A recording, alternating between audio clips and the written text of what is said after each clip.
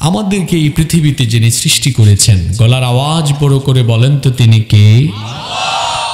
তিনি আমাদেরকে দুনিয়ায় পাঠালেন, তারপরে আমাদের জন্য একটা নিয়ম কানুন আইন তিনি প্রণয়ন করলেন। আমরা কি বলবো কি বলবো না, কি খাবো কি খাবো না, কোথায় যাব কোথায় যাব না, কি করব কি করব না, কি বলবো কি বলবো না, সব কিছু আমাদেরকে বলে দিয়েছেন কে? আর এই সব কোথায় আছে? এই কিতাবের ভেতরে আছে না নাই? কোনটা বলবেন? আছে। ওয়াকুলু কাউলান সাদীদা, আল্লাহ শিখাচ্ছেন উত্তম কথা বলো। কুলু লিন্নাসি হুসনা, সুন্দর ভাষায় কথা বলো। বলবো না কোনটা?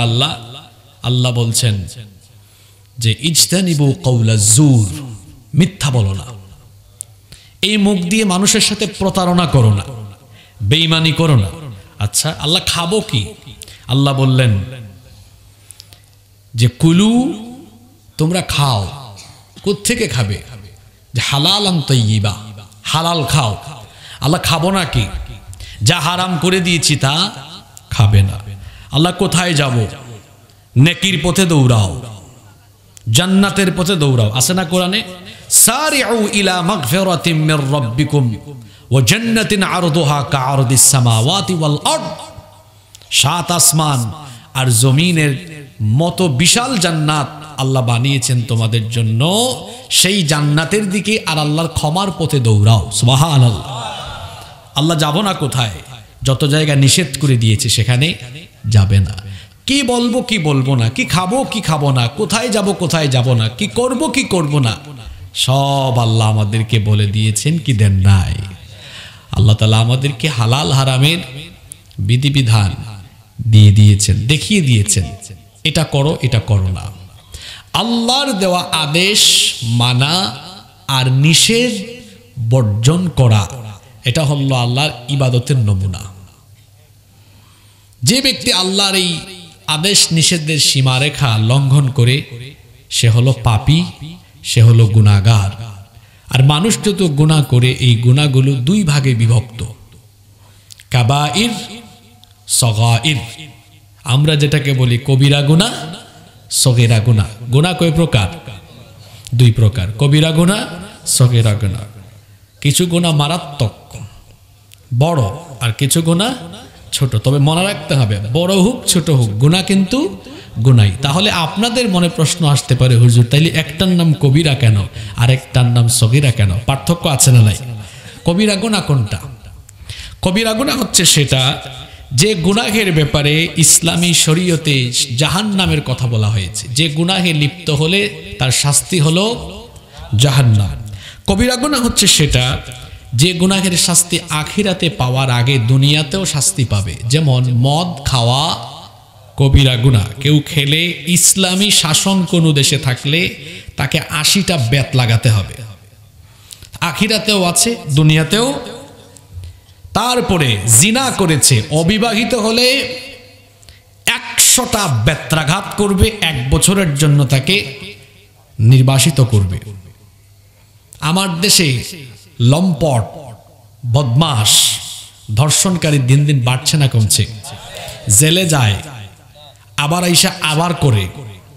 আপনি ইসলামী শাস্তিটা লাগাই দেন, সবগুলা বদমাশ তারের মতো সোজা হয়ে যাবে। চুরির শাস্তি ইসলাম বলেছে প্রমাণিত হলে ধরে তার ডান হাতটা কেটে দাও।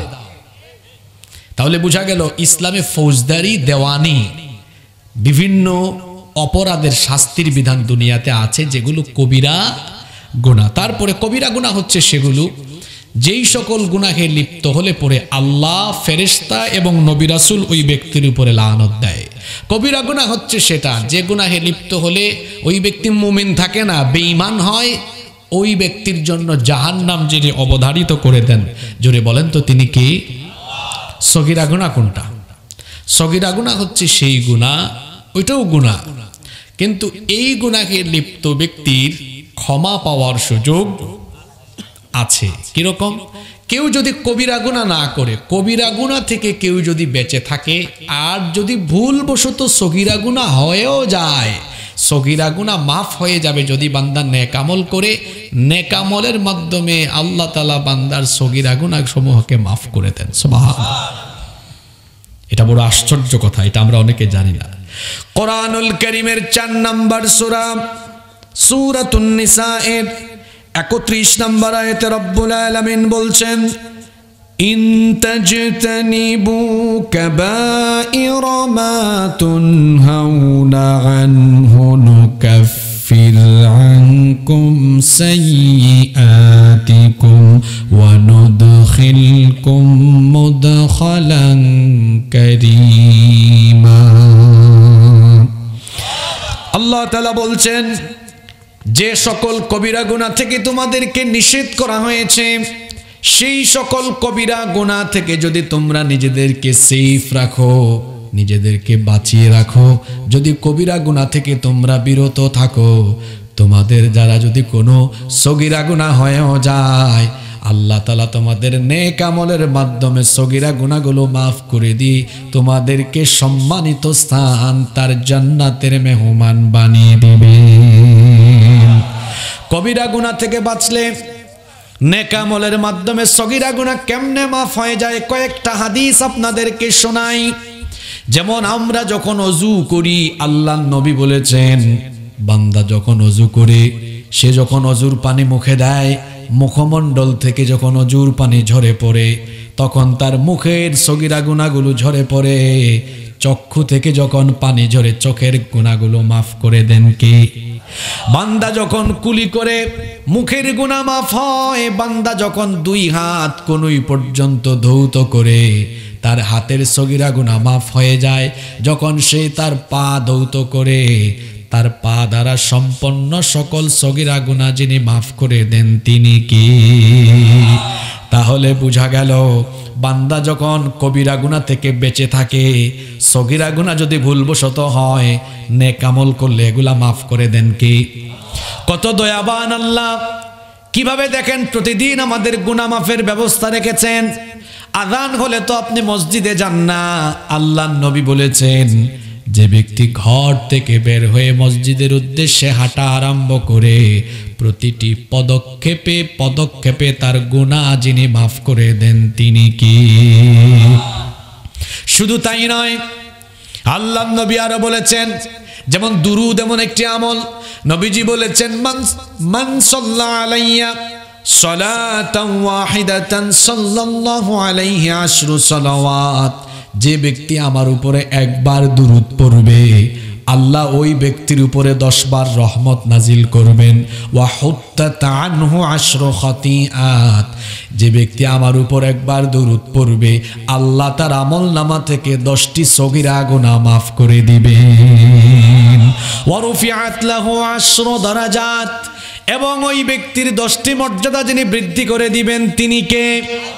দেখেন, আপনি কিন্তু চাইলে সারাদিন নেক আমল করে করে করে করে গুনাহ থেকে নিজেকে সেফ রাখতে পারবেন। আমাদের অতীতের যুগের অনেক বুজুর্গ ব্যক্তিরা নেক আমল করে করে এমন স্ট্যাটাসে চলে গিয়েছিলেন। কোন বুজুর্গ ব্যক্তির আমল এমন ছিল, আল্লাহ তাদেরকে এমন ক্ষমতা দিয়ে দিয়েছিলেন, ওযু করলে ওযুর মাধ্যমে যে গুনাহ ঝরে সেটাও তারা দেখতে পেতেন। আল্লাহু আকবার। নেক আমলের মাধ্যমে কেমনে গুনাহ মাফ হয়, আমার আরেকটা হাদিস মনে পড়ল, বুখারীর হাদিস। আল্লাহর নবী বলেছেন, আস-সালাওয়াতুল খামসু ওয়াল জুমআতু ইলাল জুমআতি কাফফারাতুল লিমা বাইনাহুন্না মা লাম তুকশিল কাবাইর। আল্লাহর নবী বলেছেন, যদি কোনো ব্যক্তি কবিরা গুনাহ থেকে বেঁচে থাকে, আর সে যদি প্রতিদিন 5 ওয়াক্তের নামাজ যথাযথ আদায় করে, এক জুমা থেকে নিয়ে পরবর্তী জুমা পর্যন্ত পুরো সপ্তাহে যদি সে প্রতিদিনের নামাজ সুন্দরভাবে আদায় করে, কবিরা গুনাহ থেকে বাঁচলে পরে 5 ওয়াক্ত নামাজ আদায়ের মাধ্যমে বান্দার জীবনে হয়ে যাওয়া সগীরা যত গুনাহ আছে, আল্লাহ সব গুনাহ একেবারে মাফ করে দেন। তাহলে এই আয়াত আর এতগুলো হাদিস থেকে কি বুঝলাম আমরা? কবিরা গুনাহ থেকে বাঁচতে পারলে, সগীরা গুনাহ যদি হয়েও যায়, এগুলা নেক আমলের মাধ্যমে যিনি মাফ করে দেন, জোরে বলেন তিনি কে? তাহলে বোঝা গেল, মাফ পেতে হলে যে গুনাহ থেকে অবশ্যই বাঁচতেই হবে। আপনি যদি আল্লাহর আযাব থেকে নিজেকে বাঁচাতে চান, আপনি যদি জাহান্নাম থেকে নিজেকে বাঁচাতে চান তাহলে অবশ্যই যে গুনাহ থেকে আপনাকে বেঁচে থাকতে হবে, জোরে বলেন তো সেই গুনার নাম কি? জোরে বলেন কি নাম? কবিরা গুনার সংখ্যা কত? এ ব্যাপারে অনেক মতভেদ আছে। আজকে দেখি না আপনারা আমাকে কতটুকু সাপোর্ট দেন। আজকে কয়েকটা এমন কবিরা গুনাহ নিয়ে আলোচনা করব যে কবিরা গুনাহগুলোতে আমাদের সমাজের সিংহভাগ মানুষ লিপ্ত আছে। এই কবিরা গুনাহতে লিপ্ত থাকার কারণে সে জাহান্নামের পথ নিজেই বন্ধ করে দিয়ে, সে জান্নাতের পথ নিজেই তার জন্য বন্ধ করে দিয়েছে। কবিরা গুনাহ থেকে বাঁচার দরকার আছে না নাই? সবচেয়ে বড় কবিরা গুনাহ কি? মাশাআল্লাহ, এখানে বলেছেন দুইজন, আমার ডান পাশের ভাইও বলেছেন, অনেকে জানি না, দেখছেন। আকবারুল কাবাইরি আশশিরকু বিল্লাহ, সবচাইতে বড় গুনাহ হলো আল্লাহর সাথে শিরক করা। জোরে বলেন তো সবচাইতে বড় গুনাহর নাম কি? হোয়াট ইজ শিরক? What do you mean by শিরক? শিরক বলতে আপনি কি বুঝেন? বাংলায়ও মাঝে মাঝে এই শব্দটা আমরা ব্যবহার করি। আমরা দুইজন শরিকানা বিজনেস করছি, বলে না? শিরক মানে হচ্ছে পার্টনারশিপ। আল্লাহ তাআলার একত্ববাদে, তার নাম বা গুণাবলীতে, তার ইবাদত বা তার সার্বভৌমত্বে, তার ক্ষমতায় তার সাথে অন্য কাউকে সমকক্ষ হিসেবে দাঁড় করানো মানে তার সাথে শিরক করা। আর এটি এমন মারাত্মক গুনাহ, কোরআনে কারিমে আল্লাহ বলেছেন এই গুনাহর সাথে যারা লিপ্ত থাকবে তাদের জন্য 3টা ক্ষতি আছে। বলেন তো কয়টা ক্ষতি? সবচাইতে বড় কবিরা গুনাহর নাম হলো শিরক। যে ব্যক্তি শিরকের সাথে লিপ্ত সেই ব্যক্তি 3টি ভয়াবহ ক্ষতির সম্মুখীন হবে। আল্লাহর কোরআন থেকে আপনারা শুনুন। কোরআনে কারীমের 4 নম্বর সূরা সূরাতুন নিসা এর 48 নম্বর আয়াতে রব্বুল আলামিন বলছেন, ইন্নাল্লাহা লা ইয়াগফিরু আন ইউশরাকা বিহি ওয়া ইয়াগফিরু মা দুনা যালিকা লিমান ইয়াশা ওয়া মান ইউশরিক বিল্লাহি ফাকাদ ইফতারা ইসমান আযীমা। আল্লাহ তাআলা বলছেন নিশ্চয়ই আল্লাহ শিরকের গুনাহ ছাড়া অন্য যে কোনো গুনাহ ক্ষমা করে দেন, কিন্তু শিরকের গুনাহ তিনি ক্ষমা করেন না। তার মানে হলো শিরকের 1 নাম্বার ক্ষতি হলো যেই ব্যক্তি শিরকের সাথে লিপ্ত থাকবে ওই ব্যক্তি যার ক্ষমা থেকে বঞ্চিত হবে তিনি কে? 1 নাম্বার ক্ষতি হলো সেই ব্যক্তি আল্লাহর ক্ষমা থেকে বঞ্চিত। নাম্বার 2 নম্বর পরিণতি হলো যদি কোনো ব্যক্তি শিরকের সাথে লিপ্ত থাকে, মাহফিলে দান করলো, আজান হলে নামাজেও গেল, রমজান মাসে রোজাও রাখলো, যাকাতও দিল, হজ বা উমরাও করলো, কিন্তু কোনোভাবে যদি এই ব্যক্তি কোনো শিরকে যুক্ত থাকে তার সারা জীবনের সকল নেক আমলগুলোকে যিনি বাতিল করে দিবেন, রিজেক্ট করে দিবেন তিনি কে? খুব ভয়ঙ্কর কথা। কোরআনে কারীমের 39 নম্বর সূরা সূরাতুজ জুমারের 65 নম্বর আয়াতে রব্বুল আলামিন বলছেন, ওয়ালাকাদ উহিয়া ইলাইকা ওয়া ইলাল্লাযীনা মিন ক্বাবলিকা লাইন আশরাকতা লায়াহবাতান্না আমালুকা ওয়া লাতাকুনান্না মিনাল খাসিরিন। আল্লাহ তাআলা বলছেন, ও নবী অবশ্যই আমি আপনার প্রতি এবং আপনার পূর্ববর্তী সকল রাসূলদের প্রতি একই রকম ওহী পাঠিয়েছি, সকলকে আমি জানিয়ে দিয়েছি যদি কেউ শিরকের সাথে লিপ্ত হয় তাহলে তার জীবনের করা সকল নেক আমলগুলোকে যিনি বাতিল করে দিবেন তিনি কে? দেখি তো ওয়াজ কি আপনারা শোনার জন্য শুনেন না বোঝার জন্য শুনেন? একটু পরীক্ষা হয়ে যাক। বলছিলাম শিরকের সাথে লিপ্ত হলে ক্ষতি কয়টা? 1 নাম্বার ক্ষতি হলো ওই ব্যক্তি কি থেকে বঞ্চিত? এই 4-5 জনে মনোযোগ দিয়ে শুনে, এই দিকে সবাই ঘুমায়। 1 নাম্বার আল্লাহর ক্ষমা থেকে বঞ্চিত। 2 নাম্বার তার সকল আমলগুলো বরবাদ করে দিবেন কে? 3 নাম্বার নাম্বার, এই ব্যক্তি জান্নাতের গন্ধ পাবে না, তার জন্য জাহান্নাম যিনি ওয়াজিব করে দিবেন তিনি কে? রব্বুল আলামিন কোরআনে কারীমের 5 নম্বর সূরা সূরাতুল মাইদা এর 72 নম্বর আয়াতে বললেন, ইন্নাহু মান ইউশরিক বিল্লাহি ফাকাদ হারামাল্লাহু আলাইহিল জান্নাতা ওয়া মাওয়াহুন নার ওয়া মা লিয-যালিমিনা মিন আনসার। আল্লাহ তাআলা বলছেন, নিশ্চয়ই যে ব্যক্তি আল্লাহর সাথে শিরক করে আল্লাহ তার জন্য জান্নাতকে হারাম করে দিয়েছেন এবং তার জন্য আল্লাহ জাহান্নাম অবধারিত করে দিয়েছেন, তার জন্য কোনো রকমের সাহায্যকারী থাকবে না। তাহলে শিরকে লিপ্ত ব্যক্তির জন্য কয়টা ক্ষতি? আবারও রিপিট করলাম আমি, ভালো করে শোনেন। 1 নম্বরে ওই ব্যক্তি আল্লাহর ক্ষমা থেকে বঞ্চিত। 2 নম্বরে তার জীবনের নেক আমল কাজে লাগবে না, সব বাতিল হয়ে যাবে। 3 নম্বরে হলো ওই ব্যক্তি জান্নাতের গন্ধ পাবে না, তার জন্য জাহান্নাম অবধারিত করে দিয়েছেন কে? বগুড়ার মানুষ আপনারা বলবেন, হুজুর আমরা শিরক করি না, আমরা তো বলি আল্লাহ এক। এতটুকু বললেই শুধু তাওহীদবাদী হওয়া যায় না, কারণ শিরকের অনেক ধরন আছে। অনেক ব্যক্তি আছে কথায় শিরক করে ফেলে, সে বুঝেও না। অনেক মানুষ আছে সে তার চলনে বলনে শিরক করে ফেলে। অনেক ব্যক্তি আছে সে তাওহীদের সাথে শিরক করে, সে আছে আল্লাহর নাম বা গুণাবলীর সাথে শিরক করে, ইবাদতের সাথে শিরক করে, আল্লাহর ক্ষমতার সাথে শিরক করে। যেমন দেখেন, কেউ যদি বলে আল্লাহ ছাড়া অন্য কেউ গায়েব জানে, সে শিরক করলো কার সাথে? অনেক মহিলারা আছে গণকের কাছে যায়, গণককে হাত দেখায়, জ্যোতিষীর কাছে যায়। যারা গণকের কাছে যায়, জ্যোতিষীর কাছে যায়, তাদের ঈমান থাকে না, এরা মুশরিক হয়ে যায়।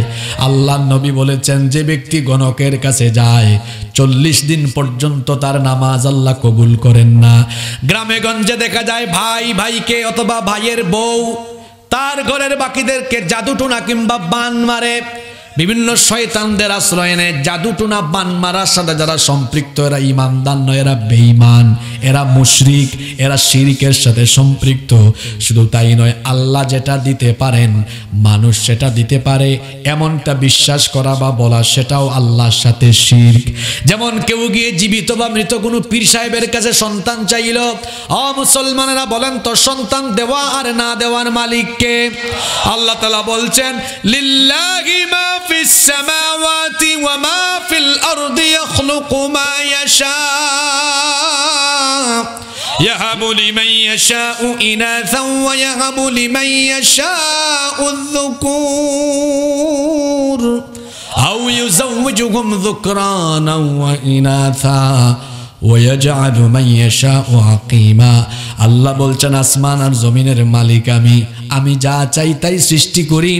আমি যাকে চাই তাকে পুত্র সন্তান, আমি যাকে চাই তাকে কন্যা সন্তান দেই। প্রথমে মেয়ের কথা বলা হয়েছে, কারণ অনেক মানুষ না বুঝে মেয়ে পাইলে মন খারাপ করে, অথচ আল্লাহ মেয়ের কথা প্রথমে বলেছেন, কারণ মেয়ে সন্তান প্রথমে পাওয়া এটা হলো সৌভাগ্যের আলামত। সুবহানাল্লাহ।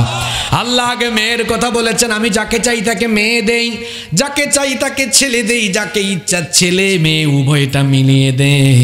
আবার আমি আল্লাহর যাকে ইচ্ছা যারে মন চায় ছেলে দেই না, মেয়েও দেই না। 6 বছর 8 বছর 10 বছর সন্তান না দিয়ে পরীক্ষা করি, কিংবা আমি আল্লাহ যাকে চাই সন্তান দেই না, বন্ধা করে রেখে দেই। সব ক্ষমতা যার কাছে তিনি কে? তাহলে সন্তান চাইতে হবে কার কাছে? আল্লাহ হালাল করেছেন, আপনি হারাম বানিয়েছেন। আল্লাহ হারাম করেছেন, আপনি হালাল করেছেন, ওইটাও শিরক। বাংলাদেশের কত শতাংশ মানুষ ওই শিরক করছে আপনারে বুঝাই। যেমন আপনাদের দেশে 18 বছরের আগে বিয়ে করলে, এখানে তো পুলিশের অফিসারও বসা, কি বলতাম আমি, আপনি কিছু মনে করেন না, কথা তো চলে আসছে। আপনাদের দেশে 18 বছরের আগে বিয়ে করলে আপনাদের দেশের আইনে এটা অপরাধ না ভালো কাজ? পুলিশ গিয়ে গ্রেফতার করবে, যে বিয়ে পড়াইছে তারেও করবে, যারা দাওয়াত খাইছে আসছে সাপোর্ট দিলে ওদেরকেও ধরবে। এটা বাংলাদেশের আইনে অপরাধ, আল্লাহর আইনে জোরে বলেন আমাদের দেশে এই বিয়ের নাম বাল্য বিবাহ, আর আল্লাহর ভাষা এটা বালেক বিবাহ। উল্টা, একটু উল্টাই দেন তো, বিষয়টা উল্টাই দেন। 17 বছরের ছেলে আর 15 বছরের মেয়ে সোনা তোলায়, আবার এখানে তাহলে ফাঁসি তোলা আরেকটা আছে, কি নাম আপনাদের এখানে? সোনা তোলায়, ফাঁসি তোলায়, বট তোলায়, ঝাউ তোলায়, কদম তোলায়, দুইটা বসে বাদাম খায়, একটা একটার খাওয়াই দেয়, একটার একটার হাত ধরে। আল্লাহর আইনে কথা বলতে হবে, অপরাধ। আল্লাহর আইনে, আপনাদের দেশের আইনে কথা বলছেন না কেন? অপরাধ না? মুরব্বী বাধা দিলে আপনার খবর আছে। স্বাধীন দেশ, তার স্বাধীনতায় হস্তক্ষেপ করলেন কেন? আল্লাহ যেটা হালাল করেছেন আপনি হারাম করলেন, আল্লাহ যেটা হারাম করেছেন আপনি হালাল করলেন। এটা হলো আশিরক ফিল ইবাদাহ, ইবাদতের ক্ষেত্রে আল্লাহর সাথে শিরক করা। কতজন মানুষ এই শিরকে লিপ্ত, অনেক রাষ্ট্র এই শিরকে লিপ্ত। এত সোজা আল্লাহর জান্নাত? কোন জায়গায় হাত দিছে আজকে বুঝছেন তো? শিরক কোন জায়গা থেকে আসতেছে শুনেন। মাদক, আমাদের দেশে মাদক নিয়ন্ত্রণ অধিদপ্তর আছে, এটার নাম হওয়া দরকার ছিল মাদক নির্মূল অধিদপ্তর। কারণ মাদক এটা মানুষের শরীরের জন্য যেমন ক্ষতিকর, ঠিক তেমনি মাদক পরিবার, সমাজ, রাষ্ট্র ধ্বংসের জন্য এটা একটা মানব বিধ্বংসী, চরিত্র বিধ্বংসী উপাদান। মাদকাসক্ত লোকেরা সমাজে অপরাধী হয়ে বেড়ে ওঠে। যারা মাদকাসক্ত, তার নেশার টান আসলে পরে, টাকা না থাকলে এরা বউ নিপীড়নকারী হয়, স্ত্রী নির্যাতনকারী, তার বউরে পিটায়, এই তোর বাপির বাড়ি যা, আমার জন্য পয়সা নিয়ে আয়, আমার তো ইয়াবা গাজা কেনার পয়সা নাই। দেখবেন বেশিরভাগ মাদকাসক্ত লোকেরা বউ পিটায়, মাদকাসক্ত লোকেরা চোর হয়, ডাকাত হয়। ওর পকেটে টাকা না থাকলে ওর বাপের পকেটে হাত দেয়, ওর মায়ের ব্যাগে হাত দেয়। পরিবার থেকে চুরি করতে না পারলে দিনে দুপুরে রাস্তাঘাটে এরা চুরি করে, ডাকাতি করে, ছিনতাই করে, এরাই হয় সমাজের সবচেয়ে বড় চোর। মাদকাসক্ত লোকেরা ডাকাত হয়, এমনকি এরা খুনি হয়। তাকে মাদক গ্রহণে বাধা দিলে খুন করে ফেলে। পুলিশ কর্মকর্তার সন্তান ঐশী তার জ্বলন্ত দৃষ্টান্ত। আরো বহু প্রমাণ আমার কাছে আছে। মাদকাসক্তরা অপরাধী হয়। আমি গত সপ্তাহে গুলশানে, ঢাকার গুলশানে দুপুরবেলা খাবার খাচ্ছিলাম, দেখলাম এক রেস্টুরেন্টে বাইরে লেখা এখানে বারের ব্যবস্থা আছে, লাইসেন্স প্রাপ্ত। লাইসেন্স থাকলে আপনি ঢুকেন। আল্লাহ করলেন হারাম, রাষ্ট্র করেছে সীমিত পরিসরে। আপনি অনেক ব্যাখ্যা দিবেন হয়তো, যে এটা অমুসলিমদের জন্য হতে পারে, ফরেনারদের জন্য হতে পারে। আপনার কাছে অনেক ব্যাখ্যা আছে। আপনার যে মাথা দিয়ে আপনি ব্যাখ্যা দিচ্ছেন, এই মাথাটাও আপনার না, এটা কার? আপনি আল্লাহর সাথে যুক্তি দেখায়েন না। আল্লাহ করেছেন হারাম, আপনি করেছেন হালাল। আল্লাহ করেছেন হালাল, আপনি করেছেন কার সাথে শিরক? এটা তো গুনেন, গুনতে থাকেন। কয়জন লোক পাবেন বাংলাদেশে কবিরা গুনাহ শিরক থেকে সে নিজেকে বাঁচাতে পেরেছে? আজকে সংবিধান সংস্কার হচ্ছে, এখান থেকে অনেক শিরকি বিষয় বাদ দিতে হবে। সেটা কি? ধর্ম নিরপেক্ষ মতবাদ। এটা শয়তানি মতবাদ। পৃথিবীতে সমস্ত মানুষ ধর্মের পক্ষে, একমাত্র শয়তান ধর্মের বিপক্ষে। আমার হিন্দু ভাইকে জিজ্ঞেস করেন, ভাই আপনি আপনার ধর্মের পক্ষে না বিপক্ষে? হিন্দু তার ধর্মের পক্ষে, বৌদ্ধ তার ধর্মের পক্ষে, খ্রিস্টান তার ধর্মের পক্ষে, মুসলমান তার ইসলামের।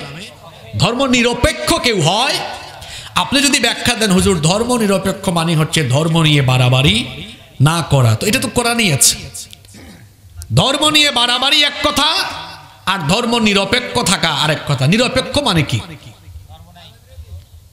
মনে করেন এই দুইজন ঝগড়া লাগছে, আমরা এসে বললাম ভাই আমরা মাঝখানে নিরপেক্ষ, মানে আপনার পক্ষও না তার পক্ষও না। ধর্ম নিরপেক্ষতাবাদীর কোন ধর্ম থাকে? ধর্ম নাই একমাত্র যার, তার নাম কি?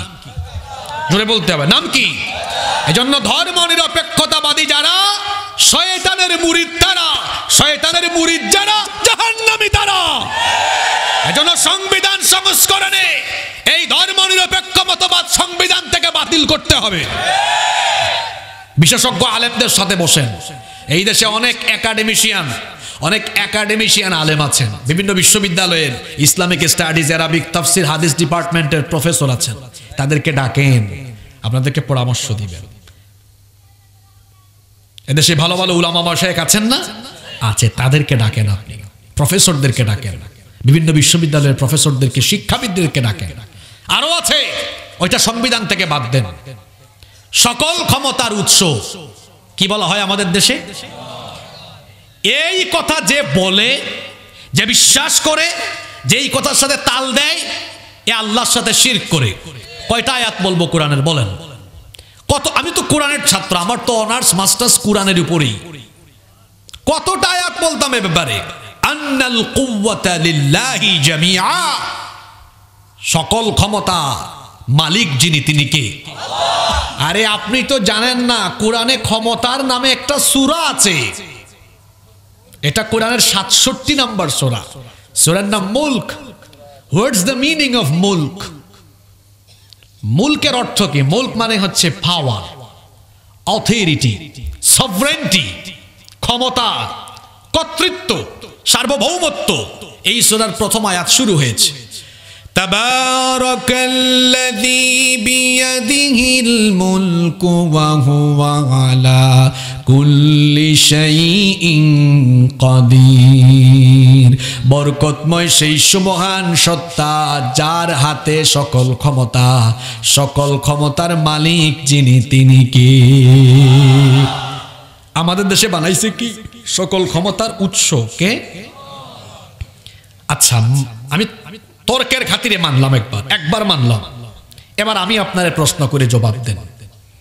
সব ক্ষমতাবাদ এই 3.5 হাত বডির উপরে আপনার ক্ষমতা চলে? চলে? চলে? যদি চলতো আপনার পেট ব্যথা হইতো না, আপনার মাথা ব্যথা হইতো না, আপনার আলসার হতো না, ক্যান্সার হতো না, গ্যাস্ট্রিক হতো না। যে ব্যক্তি বলে সকল ক্ষমতার উৎস জনগণ, ওই ব্যক্তি কিন্তু সকালবেলা গ্যাস্ট্রিকের যন্ত্রণায় চিৎকার চেঁচামেচি করে সকল ক্ষমতার মালিক সে। ডায়রিয়া হলে বারবার যখন হেড অফিসে যাওয়া আসা করে, আয়শা বলে আমি আর পারবো না, এনার্জি নাই, এনার্জিলেস হইলেন কেন? আপনি না সকল ক্ষমতার মালিক? সকল ক্ষমতার মালিক জনগণ। সংবিধানে কিংবা জনগণ কিংবা সংবিধান এটা জনগণ লিখে না, বলেও না।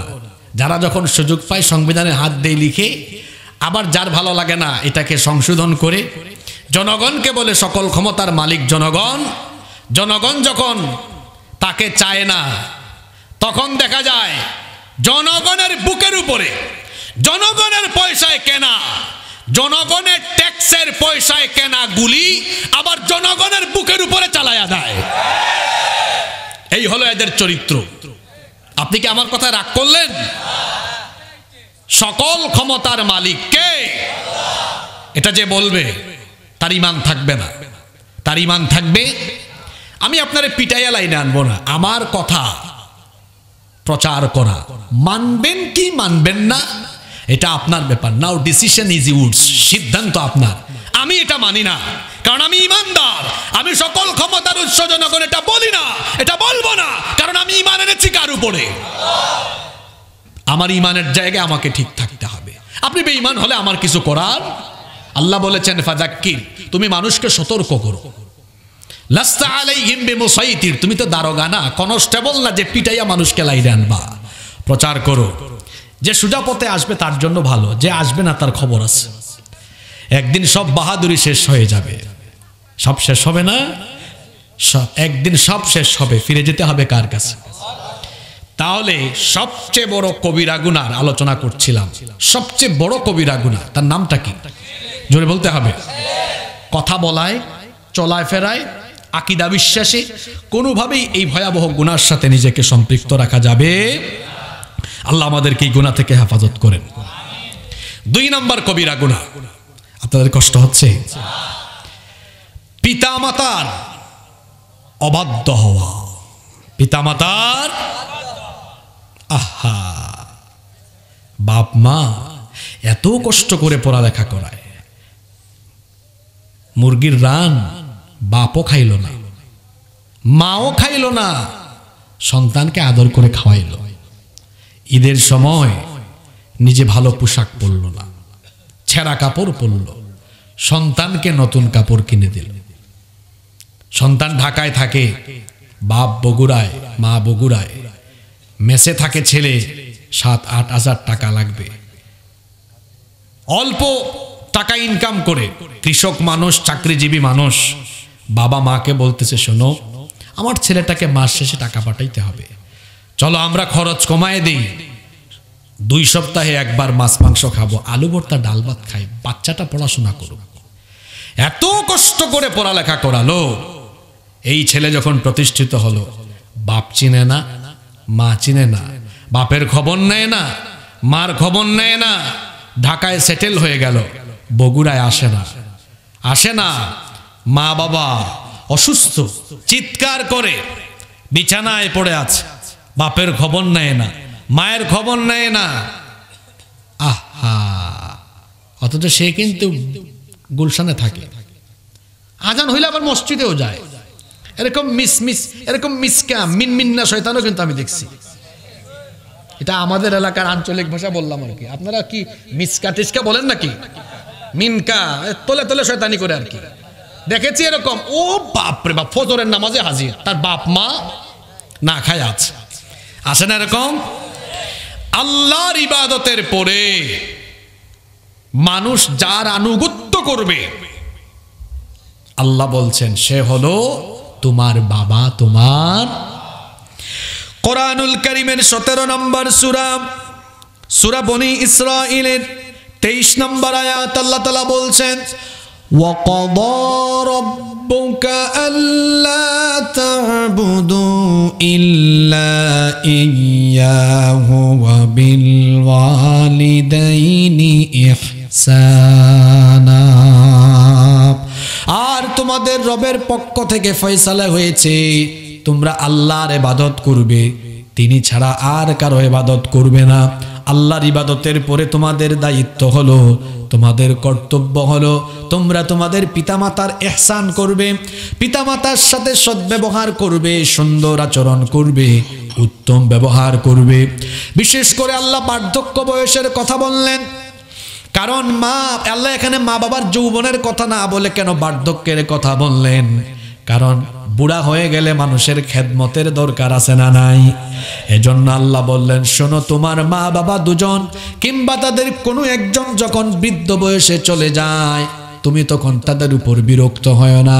আল্লাহ কত সুন্দর করে শিখালেন, ইম্মা ইয়াবলুগান্না ইনদাকাল কিবারা আহাদুহুমা আও কিলাহুমা ফালা তাকুল লাহুমা উফফিন ওয়ালা তানহারহুমা ওয়া কুল লাহুমা কাওলান কারীমা। আল্লাহ বলছেন, তোমাদের মা বাপ দুজন কিংবা তাদের কোনো একজন যখন বার্ধক্য বয়সে চলে যায়, তখন তাদের উপর বিরক্ত হয়ে ফালা তাকুল্লাহুমা উফ উফ উফ, আবার বললাম উফ উফ শব্দ পর্যন্ত বলো না, নিষেধ করে দিয়েছেন কে? কোন সন্তান যদি তার মা বাপের উপর বিরক্ত হয়ে একবার শুধু মুখের ভেতর থেকে উফ শব্দ বের করে, তার জন্য জান্নাত হারাম, জাহান্নাম ওয়াজিব হয়ে যাবে। মা বাবা বড় সেনসিটিভ জায়গা, মা বাবার সাথে বেয়াদবি করা যাবে না, রাগ করে কথা বলা যাবে না, চোখ মোটা করা যাবে না। আল্লাহ বলছেন, ওয়ালা তানহারহুমা, তোমার বাপ মাকে তুমি ধমক দিও না, চক্ষু মোটা করে, গলার আওয়াজ বড় করে, ধমকের স্বরে তাদের সাথে কথা বলো না। জানতে চাইলাম, আল্লাহ তাহলে আমি আমার মা বাবার সাথে কোন ভাষায় কেমন করে কথা বলবো? কত সুন্দর আল্লাহ শিখিয়ে দিলেন, وقل لهما قولا كريما সম্মানের ভাষায়, ভদ্র ভাষায়, বিনয়ের সাথে তোমার মা বাবার সাথে কথা বলো। শেখাচ্ছেন কে? খেয়াল করে শুনেন, পিতামাতার কথা কেবলমাত্র এক জায়গায় লঙ্ঘন করা যায়, অমান্য করা যায়। এই একটা জায়গা ছাড়া মা বাপ কাফির হলেও, জালিম হলেও, বেইনসাফ হলেও পিতামাতার হুকুম মানতে হবে, পিতামাতার খেদমত করতে হবে। শুধুমাত্র এক জায়গায় মা বাবার কথা মানা যাবে না। কয় জায়গায়? আল্লাহ তাআলা শেখাচ্ছেন আমাদেরকে, ওয়া ইন জাহাদাকা আলা আন তুশরিকা বিমা লাইসা লাকা বিহি ইলমুন ফালা তুতি'হুমা। খেয়াল করে শুনেন, যদি তোমার পিতামাতা এমন কোনো কাজে, এমন কোনো বিষয়ে তোমাকে পিরাপিরি বা চাপ প্রয়োগ করে, প্রেসার ক্রিয়েট করে, যে ব্যাপারে তোমার কোনো জ্ঞান নেই, অর্থাৎ আল্লাহর সাথে নাফরমানি করতে, আল্লাহর সাথে শিরক করতে যদি তোমার মা বাবা তোমাকে চাপাচাপি করে, বাধ্যবাধকতা করে, এই ক্ষেত্রে মা বাবার কোনো কথা মানা যাবে। আপনার বাপ বলল, মা বলল, এই নামাজে যাবি না, পর্দা করবি না, বেপর্দায় চলবি, এটা আল্লাহর সাথে নাফরমানি, আল্লাহর সাথে নাফরমানি। কিংবা শিরকের ব্যাপারে আপনাকে প্রেসার ক্রিয়েট করলো, শুধুমাত্র এই এক জায়গায় মা বাবার কথা মানা যাবে। কিন্তু আমার দিকে তাকান, এখানে একটা কিন্তু রয়ে গেছে। কিন্তু এই মা বাবা যদি আপনাকে শিরকের কথাও বলে, অথবা এই মা বাবা যদি মুশরিক হয়, জালিম হয়, আল্লাহ বলেছেন খবরদার, দুনিয়াতে মা বাবা মুশরিক হলেও, জালেম হলেও, বেঈমান হলেও তুমি তোমার মা বাবার সাথে কোনো বেয়াদবি করতে পারবা। আল্লাহ বলে দিয়েছেন, ওয়াসাহিবহুমা ফিদ দুনিয়া মারুফা, দুনিয়ায় তাদের সাথে উত্তম আচরণ করো। অনেক সলিমুদ্দিন কলিমুদ্দিন বিয়ে করে আইসা বলে, হুজুর, আমার বাবা, আমার মা আমার সাথে, আমার বউর সাথে এই বেইনসাফি করে। আল্লাহ বলছেন, বেইনসাফি করলেও তোমার বাপের খেদমত করতে হবে, মায়ের খেদমত করতে। আবু বকর রাদিয়াল্লাহু আনহুর মেয়ে আসমা বিনতে আবি বকর রাদিয়াল্লাহু আনহা, তিনি বলছেন, ইয়া রাসূলুল্লাহ, আমার মা তো মুশরিকা, এখনো তিনি ইসলাম গ্রহণ করেন নাই, আমি আমার মার সাথে কেমন ব্যবহার করব? নবীজি বললেন, তোমার মায়ের সাথে তুমি উত্তম আচরণ করবে, তোমার মার খেদমত করবে। সুবহানাল্লাহ। একজন সাহাবী যিনি সবচেয়ে বেশি হাদিস বর্ণনা করেছেন, এই সাহাবীর নাম কি? আবু হুরায়রা রাদিয়াল্লাহু আনহু। এই সাহাবী একদিন নবীজির কাছে আসছেন, এসে কান্নাকাটি করছেন। রাসূল জিজ্ঞেস করলেন, তুমি কাঁদো কেন? তিনি বললেন, আমি যে ইসলাম গ্রহণ করেছি, আপনার খেদমত করি, আপনার কাছে আসি, আমার মায়ের সহ্য হয় না, আমার মা গালিগালাজ করেন, আমার মা আমাকে বকা দেন, আমাকে পিটান, এই দুঃখে আমি কাঁদি। রাসূল বললেন, তুমি কি আমার কাছে মার ব্যাপারে অভিযোগ করো নাকি? যদি অভিযোগ করেও থাকো, আমার কাছে আসলে তোমার মা যদি পিটায়, বকাও দেয়, তারপরেও তোমার মায়ের খেদমত তোমাকে করতে হবে। কি বুঝলেন এই হাদিস থেকে? কি বুঝলেন? হ্যাঁ যুবক ভাইরা শোনো, যারা মাহফিলের আয়োজন করেছো, youth is called the golden season of human life. যৌবনকালকে মানুষের জীবনের সোনালী সময় বলা হয়। তোমার এই সোনালী সময় শেষ হয়ে যাবে যদি মা বাপের মনে আঘাত দাও। ক্যারিয়ার শেষ, জীবন শেষ। তোমার মতো বড় ব্যবসায়ী যুবক, তুমি ব্যবসা করো, তোমার ব্যবসায় লাল বাতি জ্বলবে, রাস্তার ফকির হয়ে যাবা তুমি যদি মা বাবার কলিজায় কষ্ট দাও। খবরদার, মা বাবা বড় সেনসিটিভ জায়গা। কি করে আপনি আপনার মা বাবাকে কষ্ট দেন? আপনার মা, বিশেষ করে মায়ের কথা শুনেন, এই মা কত কষ্ট করলেন। আল্লাহ বলছেন ওয়াসাইনাল ইনসানা বিওয়ালিদাইহি হামালাতহু উম্মুহু ওয়াহানান আলা ওয়াহানিন ওয়া ফিসালুহু ফি আমাইন। আমি তোমাদেরকে ওসিয়ত করছি পিতা মাতার ব্যাপারে, বিশেষ করে তোমাদের মার ব্যাপারে বলছি। পিতার চাইতে মা 3টা বেশি কষ্ট সহ্য করেছেন, এই জন্য পিতার চাইতে মায়ের হক 3 গুণ বেশি। জুড়ে বলেন কয় গুণ বেশি? এখানে আমরা পুরুষ মানুষ, জানি না আজকে মহিলা প্যান্ডেল আছে কিনা, আছে। তো আপনারা এমন 3টা কাজ আছে আপনারা করেন নাই, মহিলারা করেছেন। কোন 3টা কাজ? 1 নাম্বার, সন্তানকে পেটে রাখে বাপ না মা? কথা বলেন। 2 নাম্বার, সন্তান প্রসব করে বাপ না মা? 3 নাম্বার, সন্তানকে বুকের দুধ খাওয়ায় বাপ না মা? এই 3টা কাজ পৃথিবীর কোনো পুরুষ করতে পারে না। 3টাই নারীর কাজ, 3টাই মায়ের কাজ। এই জন্য আল্লাহ তাআলা বাপের চাইতে মায়ের হক 3 গুণ বেশি বাড়িয়ে দিয়েছেন। 3টা কষ্ট, এত কষ্ট আপনি বুঝেন না, বেয়াদবি করেন। বিবাহের পরে নিজের বিবির দিকে তাকাবেন, বউ যখন প্রেগন্যান্ট হয় 1.5 মাস 2 মাস থেকেই দেখবেন আপনার বউ কিছুক্ষণ পর পর বমি করে, খাবার খেতে পারে না, রাতের বেলা ঘুমাতে পারে না, কান্না করে, কত কষ্ট করে। এটা দেখে কি বিছানায় একটু নিজের মায়ের কথা মনে হয় না? আপনার মাও তো আপনাকে এইভাবে কষ্ট করে করে 10 মাস আপনার জন্য কষ্ট করেছে। সেই মা রাতের বেলা ঘুমায় নাই, পেটে আপনাকে নিয়ে কত কষ্ট করেছে। আপনি হাত দিয়ে গুতা মারেন, আরেকবার পা দিয়ে গুতা মারেন। যখন বাচ্চা মায়ের পেটের ভেতরে থাকে সে কিন্তু নড়াচড়া করে, মুভমেন্ট হয়। আল্ট্রাসাউন্ড করতে গেলে ডাক্তাররা কিন্তু এটা দেখায়। মায়ের পেটের ভেতরে এই মুভমেন্টের কারণে মার অনেক কষ্ট হয়। কতটা কষ্ট হয় শুনে, যদি মার সাথে আপনি এতই বেয়াদবি করেন তো একটু বউর দিকে তাকায়েন। বউটা যখন গর্ভবতী হয় দেখবেন আপনার বউ রাতের বেলা ঘুমাইতে পারে না, আপনি ঘুমান, পাশে বউ ঘুমাতে পারে না। ও আমার ভাই, একবার কি মনে পড়ে না এইভাবে তো আপনার মাও আপনার জন্য 1 রাত শান্তিতে ঘুমাইতে পারে, খাইতে পারে না, বমি বমি ভাব সৃষ্টি হয়ে যায়। আর 9 মাস 10 মাস পরে যখন সন্তান ডেলিভারির সময় আসে তখন এত টেনশন বাড়ে। কারণ বাচ্চা জন্ম দিতে গিয়ে কত মহিলা, কত মা তো বাচ্চা জন্মের সময় মারা যায়, আছে না নাই? এই সময়টা আসলে পরে মা সবচেয়ে বেশি চিন্তায় পড়ে যান। তিনি তখন সবার কাছ থেকে প্রায় এক রকমের বিদায় নিয়ে নেন, আর বারবার তখন আল্লাহর কাছে ফরিয়াদ করেন, আল্লাহ এত কষ্ট করে আমি আমার সন্তানকে মাসের পর মাস পেটে ধারণ করলাম, এই সন্তানটা দুনিয়ায় আসুক এটা আমি চাই। দুনিয়ায় আসতে গিয়ে যদি আমার মরণ হয়, আমার জীবনের বিনিময়ে আমার সন্তানকে দুনিয়া দেখা। কেমনে এই মাকে আঘাত করেন?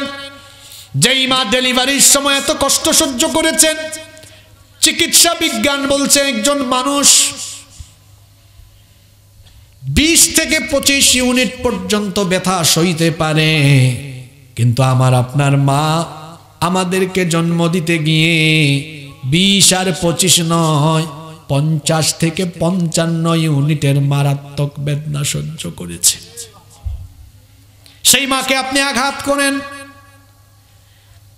যেই মা আপনাকে কুলে নিয়ে খেতে বসেছে, আপনি পায়খানা করেছেন, পায়খানার গন্ধ সবার নাকে লাগে, মার নাকে লাগে না। এই মারে কেমনে আঘাত করেন? এই যে রাত 12টা মাহফিল শেষ হবে, যাদের মা আছে তারা জানে, রাত 2টা বাজুক 3টা বাজুক বাড়ির সব ঘুমায়া যায়, কেউ আপনার জন্য অপেক্ষা করবে না। কিন্তু রাত 2টায় যান 3টায় যান, গিয়া দেখবেন পাহারাদারের মতো দরজায় একজন দাঁড়ায় অপেক্ষা করে, তিনি আপনার মা। এই মাকে কেমনে আঘাত করেন?